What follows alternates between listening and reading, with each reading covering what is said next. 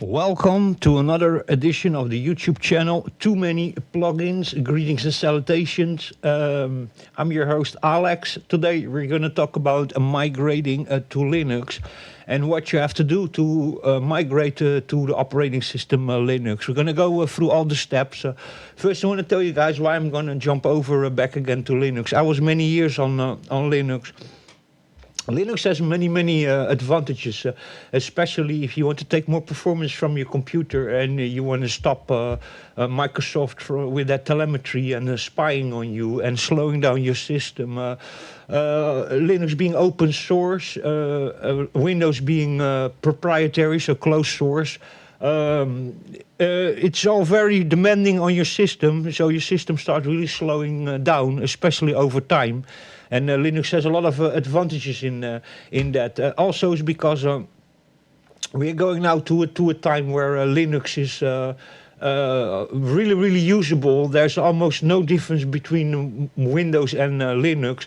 Of course, there are some programs that just never write themselves a Linux version. So there are some programs that just basically don't work. You just need a Windows or a Mac for that. But in general, it's actually a much smoother and a much faster operating system, and you have much more control. We're going to go here through everything. Let me just open here the Explorer and see where my, I think it was in the transfers. Let me see where it was. No, I need to go to this desktop or documents. And where is he? No, you just go to Rufus. So Rufus, we use Rufus for that. You can also use unetbootin. What you do is you go to the site of Ubuntu, and then you download the whole version over here. So download, that's the LTS version, 22.044 LTS stands for long-term service.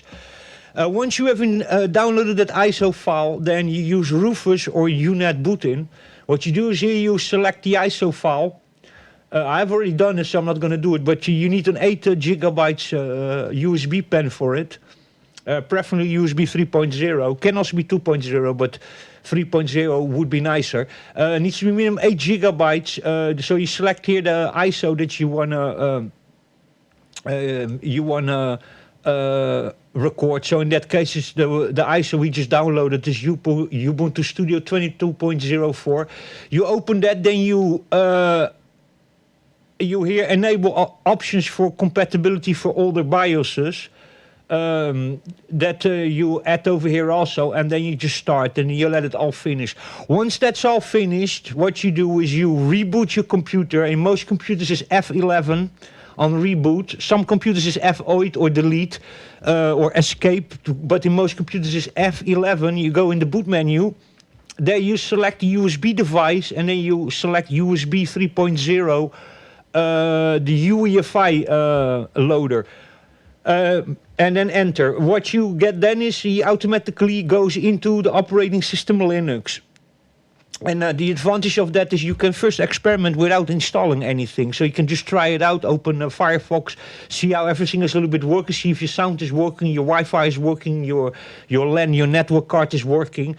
Try it out just for a little bit, and then there comes in your desktop Linux, there comes a symbol saying install Ubuntu. You can also do that directly when you boot. It asks you try out or install. You can or try out first or you can install. But if you try out, then the desktop of Linux runs from the USB device, and then you can click over there, install. Recommendation, do not install it, do not multi-boot, do not install it on top of Windows, on the same hard drive. They tell you can do that, but I have my experience in it for many years. Dual booting is a very bad idea. On the same hard drive. You can do that if you have two hard drives. So in one hard drive you install Windows, and the other hard drive you install Linux. No issue whatsoever. But on the same hard drives, you can get lucky and it can work well, but most of the times it just doesn't, and you will get all sorts of issues.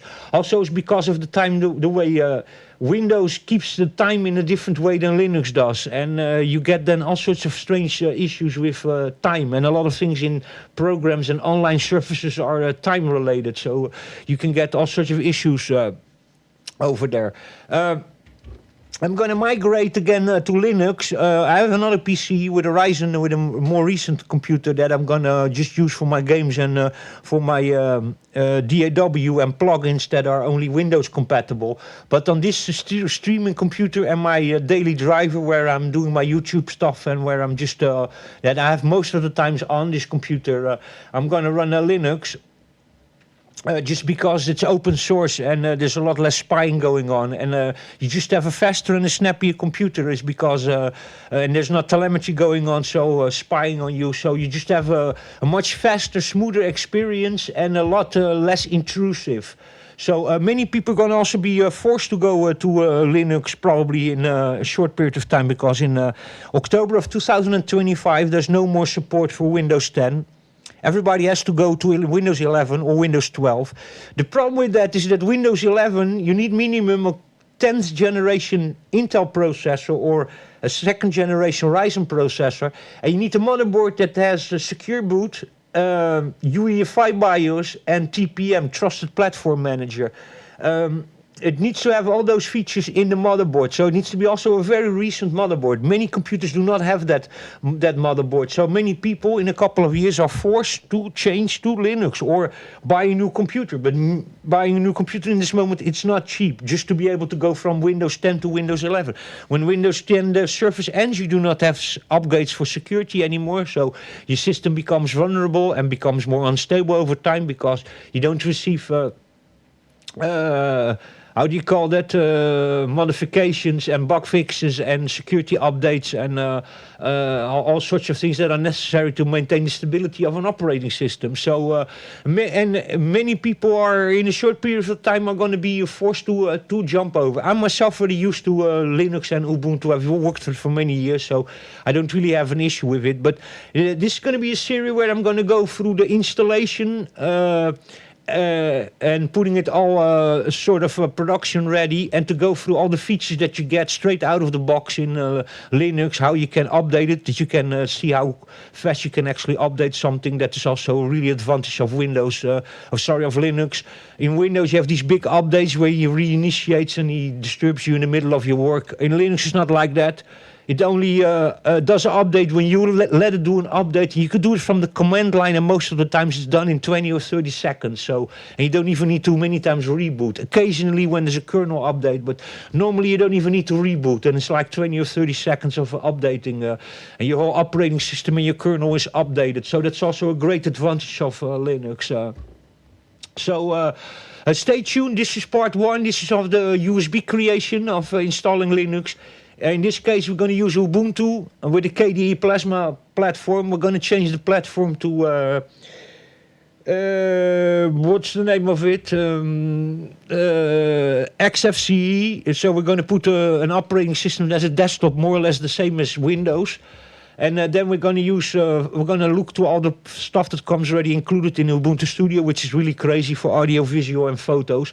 And then we're going to also install Traction Waveform, which is third-party software, and Bitwit Studio, which are all, and a bunch of VST plugins, which are natively Linux compatible.